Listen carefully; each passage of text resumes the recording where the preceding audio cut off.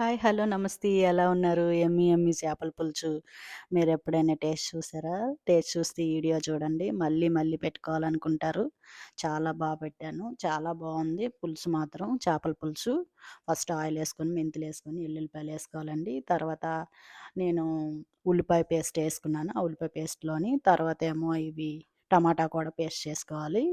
ఉప్పు, కారం ఏసుకోవాలి. ఏసుకున్నాక ఆ ఉల్లిపాయ పేస్ట్‌లో ఏమేసానంటే కొంచెం ఎల్లుల్లిపాయ, జీలకర్ర, ధనియాలు ఏసానండి. ఆ పేస్ట్ అయిపోయిన తర్వాత టమాటా పేస్ట్ కూడా ఏసేసుకోవాలి. ఏసేసుకొని బాగా ఫ్రై చేసుకోవాలండి. నేను ఎందుకంటే ఉప్పు, కారం తక్కువేశాను. నేను ఆల్రెడీగా పీసులకు కూడా కొంచెం ఎక్కించుకున్నాను కారం, ఉప్పును. అందుకని నేను కొద్దిగా ఏసాను. అందులో మసాలాలో కొంచెం ఏగాలండి. ఏగితేనే బావుంటది. అప్పుడు ఏగాక కొంచెం పులుసు వేసుకోవాలండి, చింతపండు. మీకు మీకు చేరిపోయినంత పులుపు వేసుకోవచ్చు.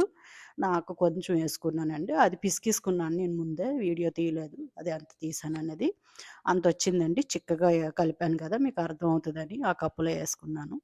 నచ్చితే లైక్ చేయండి, షేర్ చేయండి, కామెంట్ చేయండి. ఎలా ఉందో చెప్పండి. ఫుల్ వీడియో కావాలంటే నా ఛానల్లోకెళ్ళి చూడండి. ఈ చేపల పులుసు మసాలాలు ఎంతెంత ఎయ్యాలో, దేనికి ఎంత ఎయ్యాలో అనేది పెట్టాను నేను ఆల్రెడీగాను. ఆ వీడియో చూడాలనుకుంటే చూడండి. అందుకే ఇది షార్ట్‌గా చేశాను.